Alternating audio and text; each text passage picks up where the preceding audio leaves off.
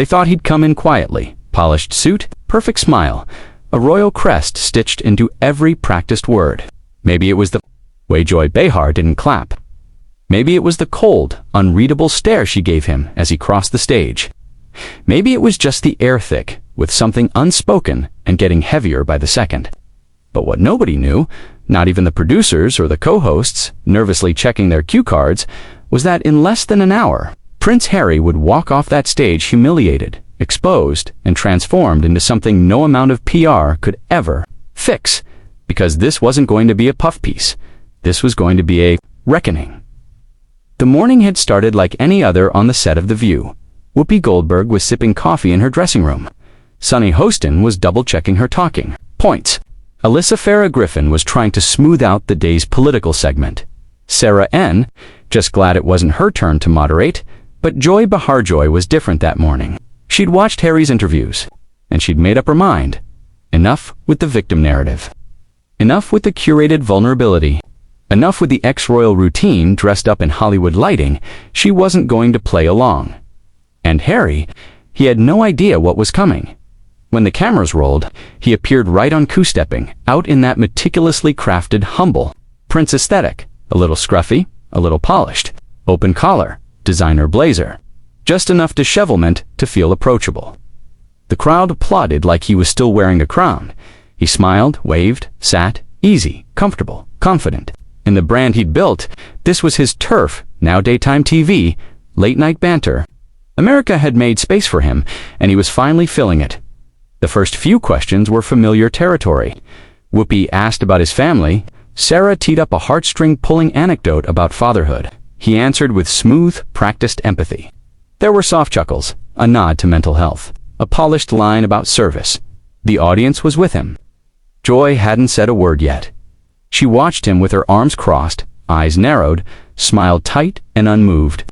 And when her turn came, the air changed. Just slightly, just enough. She didn't clear her throat. She didn't soften her tone. She looked at him and cut straight through the act. So let me get this straight, she began, voice sharp, flat, unforgiving. You walked away from the royal family to find your voice. Harry blinked.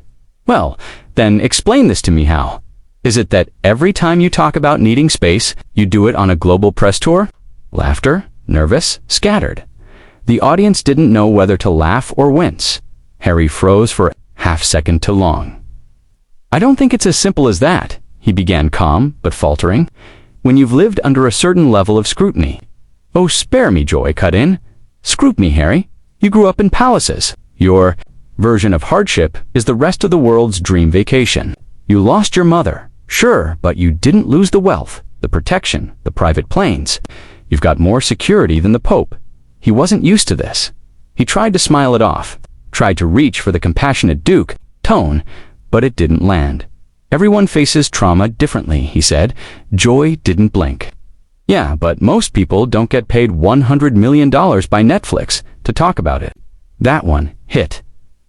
The other hosts shifted in their chairs. Whoopi looked down. Sarah tried to jump in with a light-hearted deflection, but Joy held the floor. She wasn't done. You want us to believe you're just a regular guy, she said, but everything you have, everything comes from a title you claim to have walked away from. So which is it, Harry? His jaw tightened. You don't understand what I've been through, he said. You have no idea what it's like to live under that kind of pressure. Joy leaned in. Oh, here we go. The no one understands me card. Listen, Harry people bury their parents and still show up to work. Morning. They don't get to turn grief into a media empire. The audience wasn't laughing now. There was a cold, sharp silence in the room, the kind you could slice with a camera angle. Alyssa tried to change the subject, toward Harry's charity work, but it was no use. The tension was already metastasizing, and Harry, he started interrupting, raising his voice, claiming misrepresentation, accusing Joy of having an agenda. You came here to ambush me, he snapped. Joy didn't flinch. You came here to be praised. That's the problem. Every camera in that studio was locked on his face now. It was raw, furious, cornered. The man who had been adored for shedding. Royal constraint was now being crushed under the weight of his own contradictions. You have no right to judge me. Then what exactly gives you the right to judge your own family on international TV? His breath caught. You could see it. Right there. The first tremor in the foundation. Because the truth is, Harry had spent the last few years telling his story.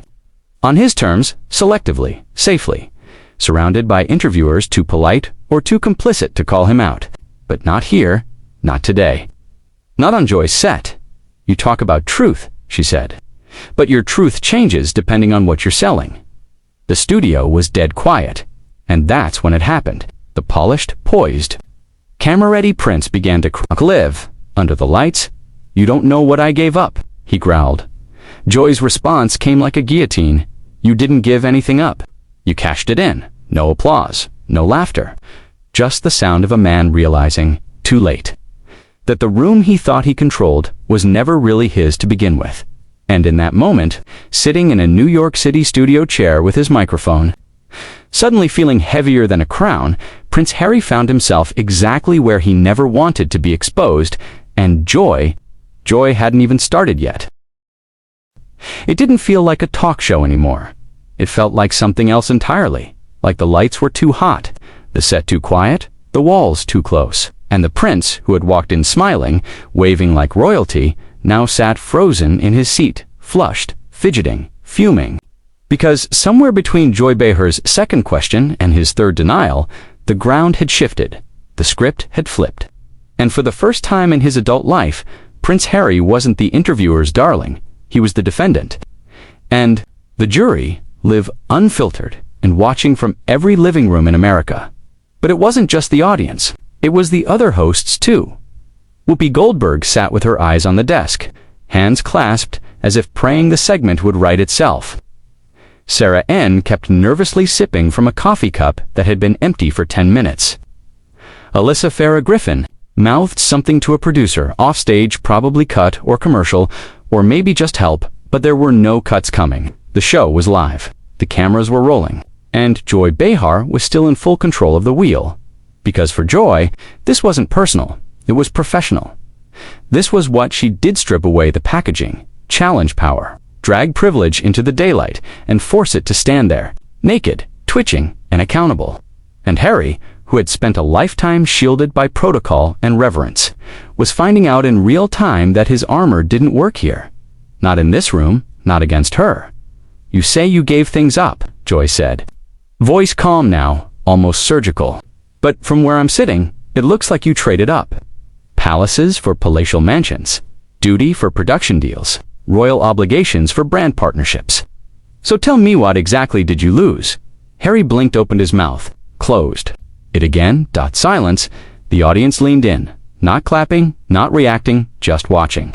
And that silence, it wasn't empty. It was judgmental. It was suspicious. It was filled with all the questions nobody had dared to ask until now. My family, Harry finally said, barely audible. Joy didn't look moved. You're still in contact with them, aren't you? Harry hesitated. It's complicated. No, it's convenient, Joy said, sitting forward now, eyes locked on him. You burn them publicly, then talk about healing privately. You accuse them of racism, then get mad when they don't pick up the phone. You want reconciliation on your terms, just like everything else. Harry's face twitched barely, but enough. A nerve had been hit, and it was deep. I never accused anyone directly, he said, sharp now, defensive. Joy raised her eyebrows. Oh, please. You went on Oprah. You dropped the bomb and walked away. That's not a conversation. That's a PR hit job. The audience made a sound, half gasp, half hum. A beat passed, and then something cracked wide open in him. I was protecting my wife, Harry snapped, louder than he intended. You people, this country, you don't understand the pressure she was under. The attacks, the racism, the hate. I did what I had to do. Joy's tone didn't shift an inch. You moved her to California, got her a Netflix deal, a Spotify exclusive, an estate with 9 bedrooms and full-time security. She's not under siege, Harry. She's on a press tour. Harry's eyes narrowed. You're twisting things. Joy didn't blink. I'm quoting you. The co-hosts were quiet now. Not out of respect, out of shock. No one had expected this interview to go nuclear. Not with this guest. Not on this show. But here they were mid-explosion and... No one could find the fire extinguisher. You're exposing the monarchy, Joy continued, but all you're doing is selling a better version of it. You didn't escape the system. You franchised it. And there it was. The line, the one that stopped Harry cold. The one that said, "We see you, not the curated you, not the soft-spoken podcast. Bare your soul, Harry, the real one. The one who had taken the most powerful institution in the world and turned it into a brand and then demanded sympathy for how hard it all was." He looked away, briefly toward the crew, the lights, the exit. His breathing was shallow now, chest rising faster than before. "I think we're done here," he said, reaching for the microphone clipped to his lapel. But Joy's voice came before his hand could move. "Walking away?" "Again," she said softly. It hit like a slap. He froze. His hand stopped. His eyes locked on hers. "You keep doing that," she said. "You walk away from the palace, from your brother, from your responsibilities, and now from a few tough questions." "I came here in good faith," he muttered, his tone low, acidic.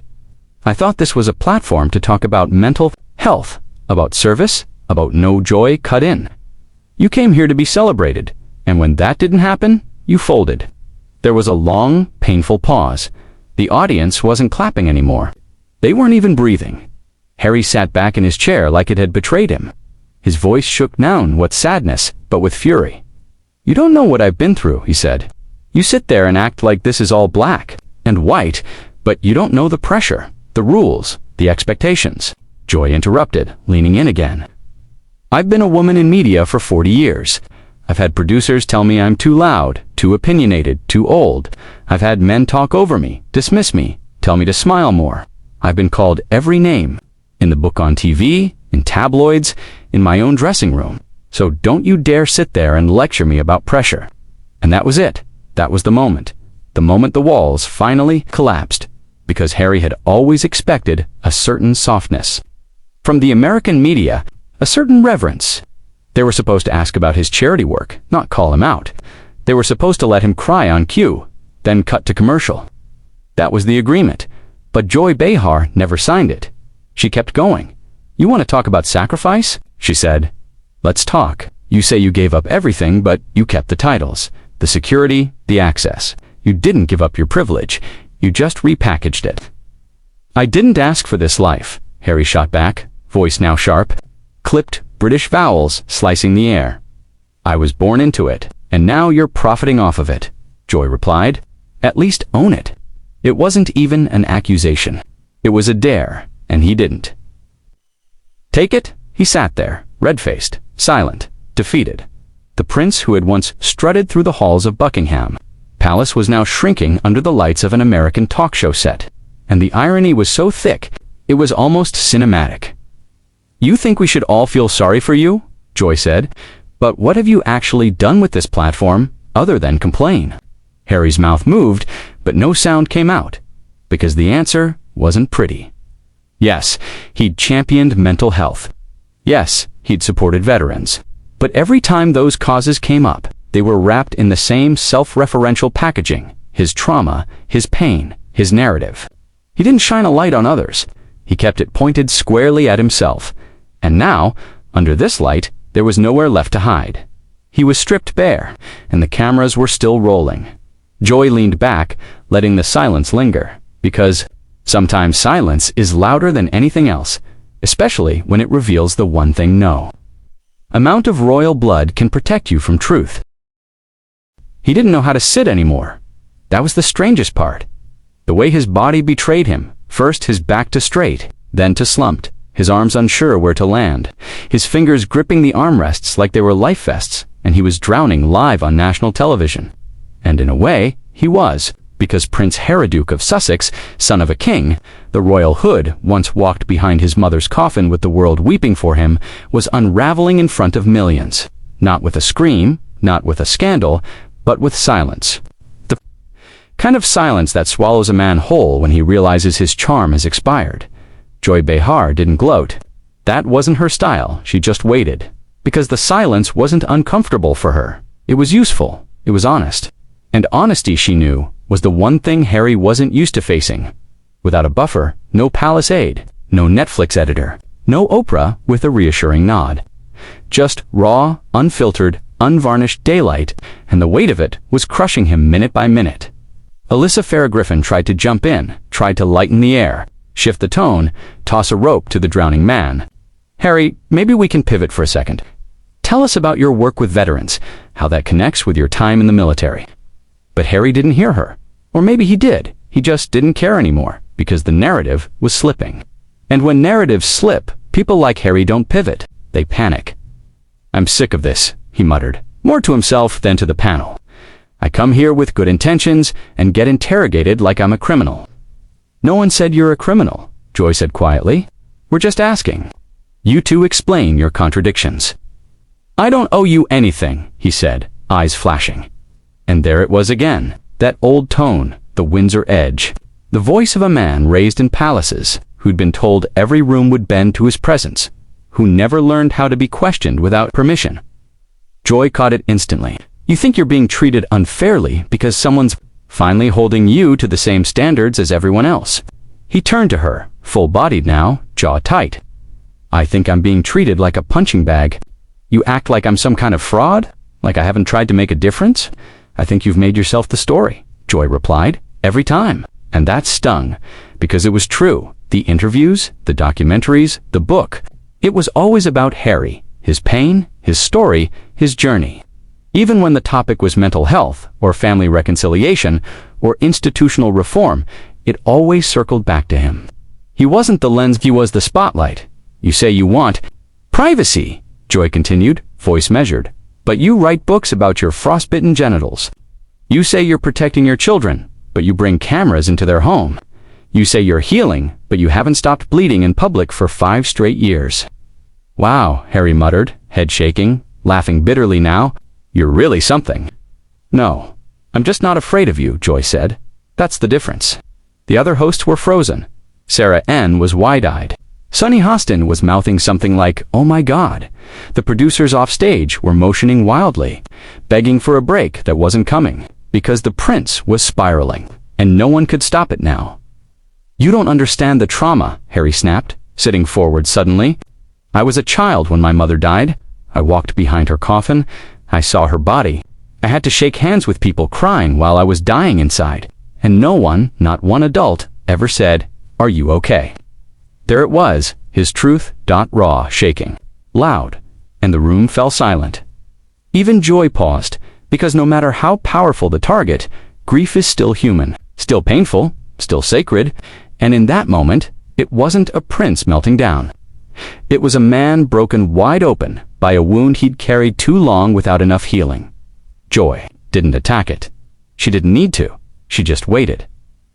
And when the moment had passed, when the trembling in his hands had stilled and the tears had dried in his eyes, she leaned in again, softly this time, almost gently. "But Harry, you've turned that pain into a product." The air was sucked from the room. Not cruelty, not mockery, just truth, clean, clinical, and damning. "You took your mother's death year real, private heartbreak, and put it on posters. You used it to sell books, secure deals, justify decisions. And that's the tragedy here, not that you were hurt, but that you never healed. You monetized your wound." "I was trying to help people," he whispered. "Then why does it always lead back to you?" Joy asked. Another silence. A longer one. Then finally he broke. "You people are disgusting," Harry said, standing. Not shouting, just done. "You pretend to care, but all you want is a spectacle. You want the tears, the tantrums, the drama." Joy stood too, not in anger, in finality. "You created the spectacle, Harry," she said. "We just stopped clapping." He looked around the room, wild, face pale. The applause he thought would carry him through this segment was nowhere. The audience was frozen. The crew was quiet. And for the first time in this new American chapter of his life, Harry looked truly alone. He took a step toward the exit. Then, stopped, turned, double quotes. "You don't know what it's like," he said again, voice thin, cracking. "To be born into something you can't escape." Joy's response was barely a whisper.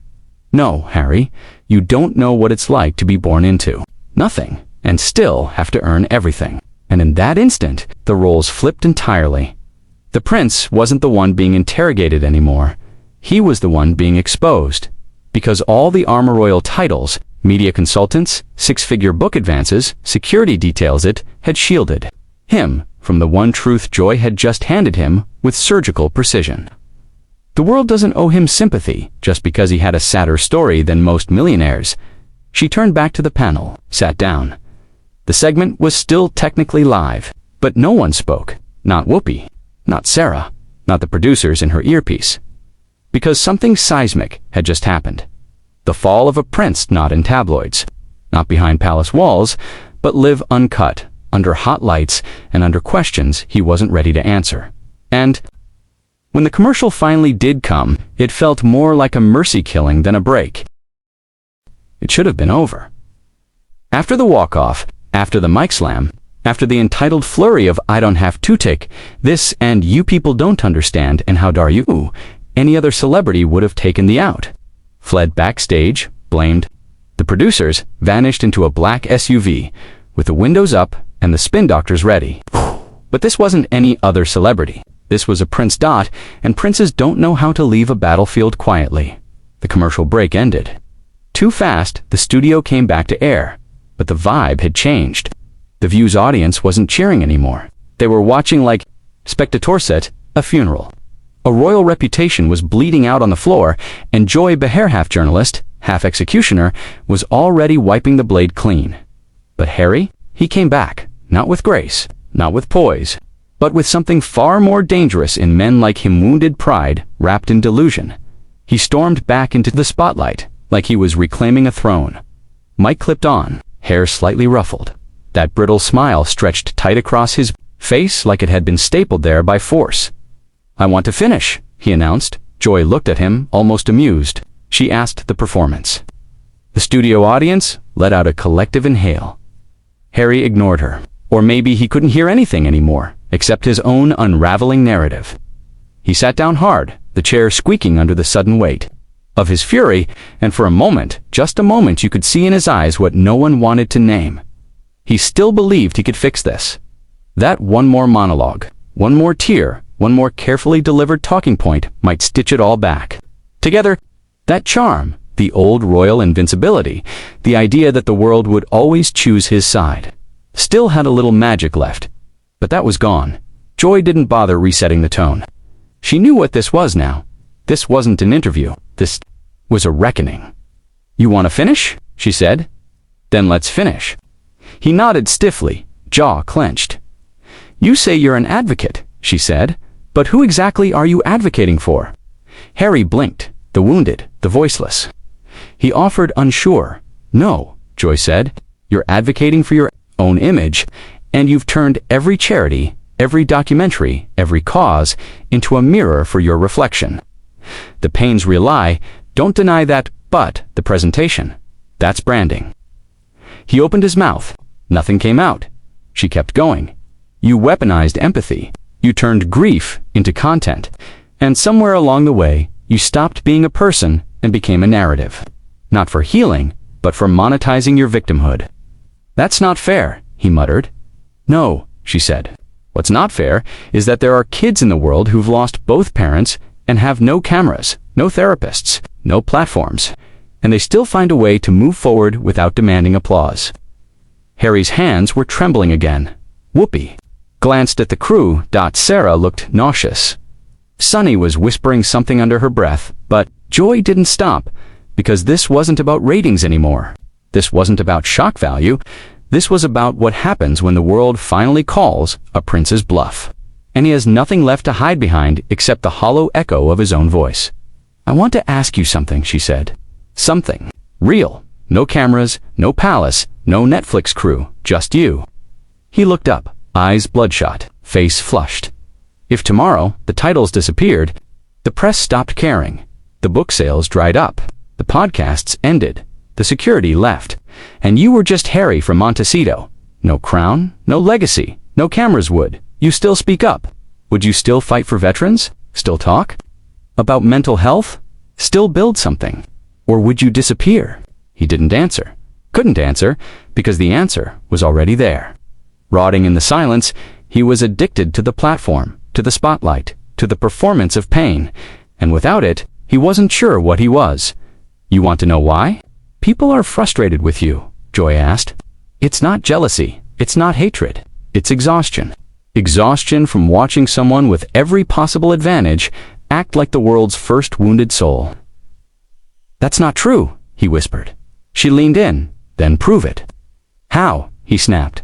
Stop talking, Joy said. Start doing. The silence that followed was heavier than any insult, because it stripped him of the one thing he still thought he could control, his voice. And in that studio, for the first time, he didn't look royal. He didn't even look famous. He looked like a man who had spent years screaming for empathy, only to realize he'd run out of people willing to give it to him. You don't care about the truth, he said bitterly. You just want a headline. Joy stared at him like she was dissecting a lie under a microscope. No, Harry, I want accountability. He stood again, but this time slower. There was no mic to throw now, no drama, just gravity. A prince deflating in real time, shoulders sagged, face blank. And as he turned to walk off again, he didn't have the fire anymore, just the fatigue. The crushing realization that everything he thought he was managing had finally, irreversibly, managed him. Joy didn't say anything. She didn't have to. The audience was silent. The camera held, and then, the final twist, he stopped at the edge of the stage, looked back, his voice barely audible.